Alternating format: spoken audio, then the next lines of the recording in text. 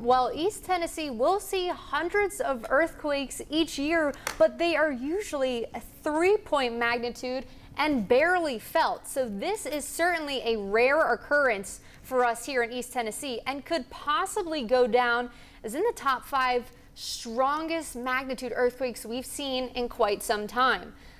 Going back to December 2018, that was a 4.4 magnitude earthquake felt.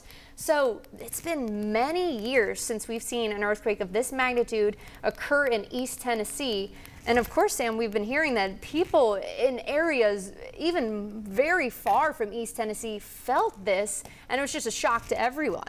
It absolutely. I know you have some friends in Atlanta that felt it. Correct. We've also been getting different emails from viewers, and they have said that they felt it all over East Tennessee. Again, that originated in Greenback, Tennessee. We know it was about 12.5 miles southeast of Greenback, but we've had viewers write in, email in, call in. Our phones have been ringing off the hook saying that they felt it in Farragut. They felt it in all different places all over. We are currently trying to talk to different emergency management agencies to try and see what the responses looked like in different communities. Yeah, Sam, and of course, if any of you have any footage of this rattling, Sam and I were right here, and we looked at each other.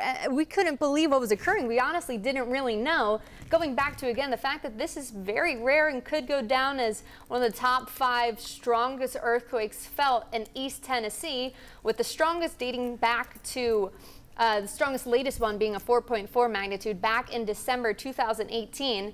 It's not too uncommon for earthquakes to occur around here, but to this magnitude, it is rare. And as Sam and I have mentioned, we're hearing reports really from much further than East Tennessee of people seeing shaking and vibrations. I don't believe at this magnitude that there will be any damage to report, or at least we can hope so. But there are tons of people out right now. We can take a look at some of our cameras later on, but here's a shake map, right, Sam? Yes, this is a shake map. Now there is another graphic also. It's a little hard to see with it that small, but there you can see that earthquake originating in Greenback, and that blue is showing how it was felt around the area. So as you can see, quite a big range of coverage. Again, that was a 4.1 earthquake. We did initially report that it was 3.5, but the USGS has updated it to a 4.1 magnitude earthquake. Now we are currently working to get the earthquake center in Memphis on the phone right now. We are working on getting that. Aaron? Sure, Sam. Yeah, hopefully we can get a little bit more of an update from this. I'm seeing on social media people in Cedar Bluffs just saying how scary it was. Here's our Market Square camera. There's tons of people out. And right now we are sending out some reporters to talk to you all to see what you experience. This truly is not something that happens very common, and it can be scary, but if we get no reports of damage, this can be something really interesting to look back on. Again, I have friends in Atlanta who mentioned feeling shaking up to, I think they said about 30 seconds.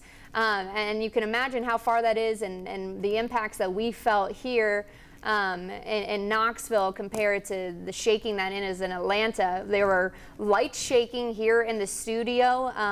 Truthfully, earthquake was really not something that came to my mind, Sam, because something of this magnitude just doesn't really happen around here that often. That is absolutely right. Definitely took both of us by surprise. And I am just having a little bit more information coming into our newsroom right now about other earthquakes that we've experienced here in East Tennessee over the last 4 years. So let's check out some of these statistics. So typically our earthquakes are usually below 2.5 magnitude, and we typically don't report those, but some of our previous reporting shows that in 2025, in April, we had a 2.3 magnitude earthquake in Maynardville.